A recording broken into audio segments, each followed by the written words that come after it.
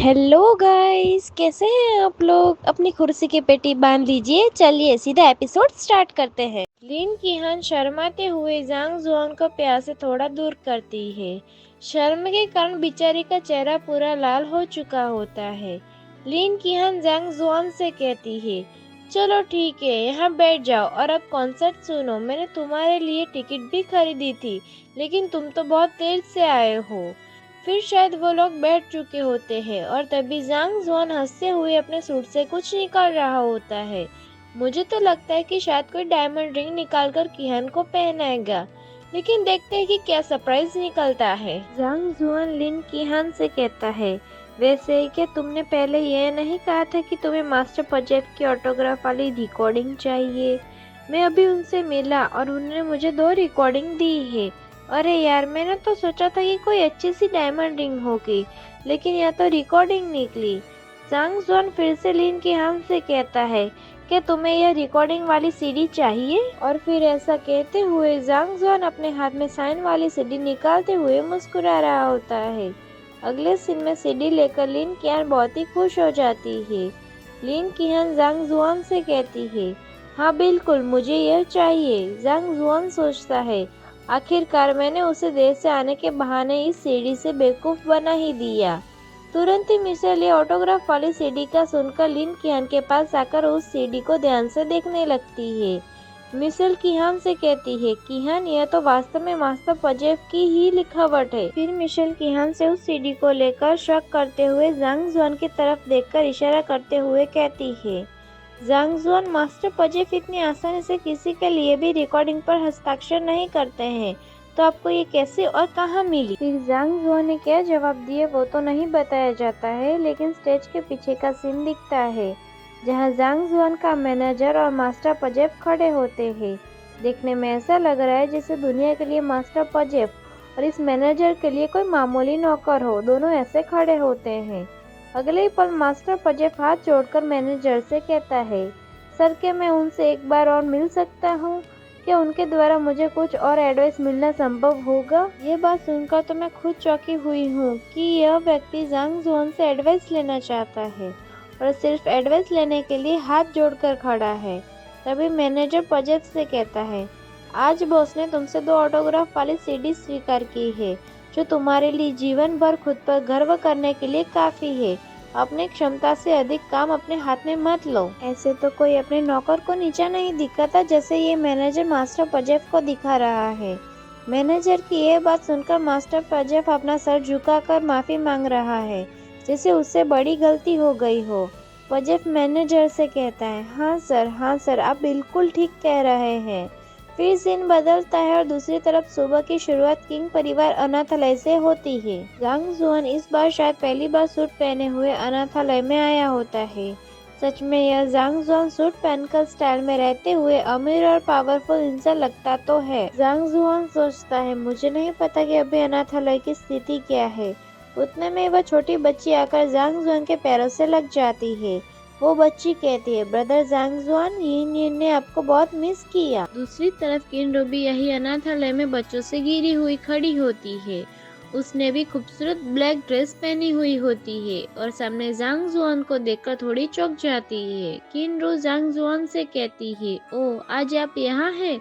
आजकल बच्चे आपके बारे में बहुत बातें कर रहे हैं। जांग जुआन किनरू से कहता है, यहाँ पर सब कैसे चल रहा है? किनरू यह सवाल सुनकर शायद जांग जुआन को देखकर खुश हो जाती है। किनरू जांग जुआन से कहती है, आपकी बदौलत पहाड़ी को समतल करने के लिए कार्य को आधिकारिक समर्थन मिला। अनाथालय के डिमोलिशन और दूसरी जगह कंस्ट्रक्शन को सरकार द्वारा अभी के लिए स्थगित कर दिया गया है। फिर किनरू एक लाल कलर की स्पोर्ट्स कार की तरफ इशारा करके आंख मारते हुए जांग जुआन से कहती है, आज मैं तुम्हें रात के खाने पर आमंत्रित करना चाहती हूँ, प्लीज मना मत करना। किनरू फिर से जांग जुआन से कहती है, आपका प्रस्ताव न केवल अनाथालय की प्रोटेक्शन करता है, बल्कि हमारी कंपनी के पास विकास की अकल्पनीय संभावनाएं भी देता है। जांग जुआन भी किनरू की बातें सुनकर बहुत खुश हो जाता है। जांग जुआन किनरू से कहता है, हाँ ठीक है, तो क्या आपने जगह चुनी है या मुझे चुननी चाहिए? किनरू कार में बैठते हुए जांग जुआन की ओर देखकर इशारा करते हुए कहती है, जगह तो मैं चुनूंगी, आखिर महिला इस काम में बेहतर होती है। फिर कुछ समय बाद का सीन दिखता है जहाँ कार बहुत तेजी से रास्ते में कहीं जा रही होती है और शायद कुछ देर बाद उन लोगों की कार किसी रेजिडेंशियल एरिया में आकर रुकती है और कार एक बिल्डिंग के पास आके रुकती है। अंदर बैठे बैठे जांग जुआन बाहर की बिल्डिंग को देख रहा होता है। जांग जुआन किनरू से कहता है, क्या आप मुझे अपने घर पर डिनर के लिए आमंत्रित करने की योजना बना रहे हैं? किनरू जांग जुआन से कहती है, नहीं, दरअसल मैं आपको अपने टीचर के घर पर ले जा रही हूँ। उन्होंने मुझसे कहा था कि वे आपसे मिलना चाहते हैं। तभी जांग जुआन कार से उतर रहा होता है और शायद किसी स्मेल या किसी दूसरी चीज के कारण वह अपने नाक को एक उंगली से ढक रहा होता है। जांग जुआन किनरू से कहता है, क्या वो मुझसे मिलना चाहते हैं? फिर किनरू ही जांग जुआन को हाथ पकड़कर खींचकर ले जाने लगती है, जिसकी वजह से जांग जुआन थोड़ा लड़खड़ा जाता है। किनरू जांग जुआन से कहती है, मेरे टीचर इकोनॉमिक्स के प्रोफेसर हैं। उन्होंने ही मेरी मदद की थी और आशाएं जताई थी कि मैं हमेशा परोपकारी कार्य में संलग्न रहूंगी। किनरू फिर से जांग जुआन से कहती है, आधिकारिक वेबसाइट से बमबारी के लिए आवेदन करने के बाद से मेरे टीचर आपसे मिलना चाहते हैं। फिर वह दोनों किसी फ्लैट के दरवाजे पर आ जाते हैं और उसके आसपास कुछ बैनर लगे होते हैं जो चाइनीज में ही है। इसी कारण हम इसे पढ़ने की कोशिश नहीं करेंगे, सिर्फ जो हो रहा है उस पर ही ध्यान देंगे। तभी किनरू दरवाजा खटखटाती है या बेल बजाती है। रिंग करके बेल की आवाज बजती है। अंदर से आवाज आती है, कौन है? रुको, मैं आ रहा हूँ। अंदर से एक चश्मे वाला लड़का दरवाजा खोलता है और पहले खुश होते हुए किनरू की ओर देखता है और उसके बाद अपना मुंह बिगाड़ते हुए जांग जुआन की तरफ देखता है। मुझे इसकी हरकतें देख के लगता है कि यह लड़का या तो किनरू का भाई होगा या फिर बॉयफ्रेंड। वो लड़का कहता है, किनरू, और तुम्हारे साथ ये कौन है? और अचानक ही वो लड़का किनरू को जांग जुआन का हाथ पकड़े हुए देख लेता है और ये देखकर जैसे उसके ऊपर बिजली गिर गई हो, उसका चेहरा वैसा हो जाता है। उसे यह बिल्कुल भी पसंद नहीं आया होता है। किनरू उस लड़के से कहती है, ब्रदर, ये मेरा दोस्त जांग जुआन है। मेरा अंदाजा सही था, यह तो उस किनरू का भाई ही निकला। तभी जांग जुआन उससे हाथ मिलाने के लिए अपना हाथ आगे करता है। जांग जुआन उस लड़के से कहता है, हेलो, मैं जांग जुआन। लेकिन वह लड़का अपना मुंह बिगाड़ लेता है और शायद हाथ भी नहीं मिलाया होता है। वो लड़का जांग जुआन से कहता है, हाँ ठीक है, अंदर आ जाओ। फिर वो गुस्से में वो वैसे अंदर चला जाता है और ये देखकर जांग जुआन के पसीने छूट जाते हैं। बेचारा जांग जुआन अभी तक अपना हाथ पीछे भी नहीं ले पाया होता है। जांग जुआन सोचता है, मैंने उसे कभी भी नाराज नहीं किया, फिर भी वो मेरे प्रति उसका इतना हॉस्टाइल क्यों है? किनरू अभी भी जांग जुआन का हाथ पकड़े हुए घर में आ चुकी होती है। किनरू जांग जुआन से कहती है, जांग जुआन, वह मेरे टीचर कोंगशू का बेटा है। वह एक अच्छा इंसान है लेकिन थोड़ा घमंडी है। मुझे लग रहा है यह किनरू उस लड़के को भाई मानती है और वह लड़का उसे वन साइडेड लव करता है, तभी इतना जेलस हो रहा है। फिर वह लड़का उन दोनों के लिए चाय निकालने लगता है। किनरू उस लड़के से कहता है, ब्रदर, टीचर कहाँ है? लड़का किनरू से कहता है, वह किराने का सामान खरीदने बाहर गए हैं, वो थोड़ी देर में वापस आ जाएंगे।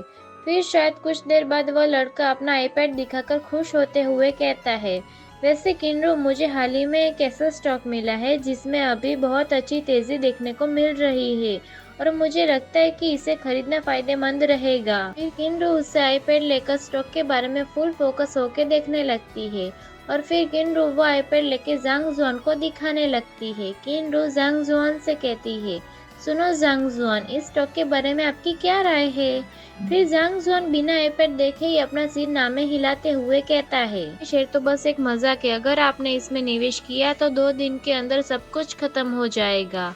ये बात सुनकर वह लड़का हद से ज्यादा गुस्सा हो जाता है। वह लड़का गुस्से में जांग जुआन से कहता है, ओह, अगर समझ नहीं आ रहा है तो बकवास मत करो। लड़का जांग जुआन से कहता है, मैंने किताबों में ऐसे अनगिनत मामले देखे हैं, सैद्धांतिक रूप से इस शेयर की कीमत 10% से अधिक बढ़ सकती है। उस लड़के को इतना ज्यादा गुस्सा होते हुए भी देख जांग जुआन मुस्कुराते हुए कहता है, आपकी किताब में दिए गए तथाकथित सिद्धांत सब बकवास है, लेकिन मैंने उन लोगों को निवेश करते और धनवान बनते क्यों नहीं देखा जिन्होंने किताबें लिखी है। शेयर में वृद्धि वास्तव में बड़े इन्वेस्टर के हाथों में है। ये सुनकर वह लड़का गुस्से में अपना हाथ टेबल पर मारते हुए कहता है, मजाक करना बंद करो। लड़का जांग जुआन से कहता है, बड़े इन्वेस्टर का क्या कर सकते हैं, इस खेल में तो उनकी किस्मत ही बेहतर होती है। उस लड़के का गुस्सा देखकर जांग जुआन भी फुल एटीट्यूड में आ जाता है और जांग जुआन उस लड़के से कहता है, अगर आपको यकीन नहीं है तो क्या ना हम आपके बताए गए स्टॉक पर दाव लगाए, लेकिन यह 50 मिनट के अंदर गिर जाएगा। बोलो दाव लगाना कैसे रहेगा। लड़का गुस्से में जांग जुआन से कहता है, हाँ मैं तुम्हारे साथ खेल रहा हूँ।